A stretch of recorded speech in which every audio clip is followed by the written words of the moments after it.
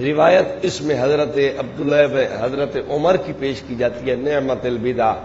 حضرت عمر رضی اللہ تعالیٰ عنہ نے تراویح کی ایک جماعت جب اکٹھی کر کے کرائی تو پھر کہا کہ نعمت البدع، اچھی بدعت ہے۔ یاد رکھیں کنز العمال صلاۃ تراویح کے عنوان کے تحت پوری روایت موجود ہے، لئن کانت ہذہ بدعہ فنعمت البدع، اگر یہ بدعت ہوتی تو اچھی بدعت ہوتی۔ اب آپ بتائیں، پوری روایت کنز العمال کے اندر موجود ہے، لئن کانت ہذہ بدعہ فنعمت، اگر یہ بدعت ہوتی تو کیا ہوتی؟ چونکہ بدعت ہے نہیں، سیدنا عمر رضی اللہ تعالیٰ عنہ کے عمل مبارک کو نبی پاک صلی اللہ علیہ وسلم نے سنت قرار دیا ہے تو وہ بدعت تو نہیں ہو سکتی۔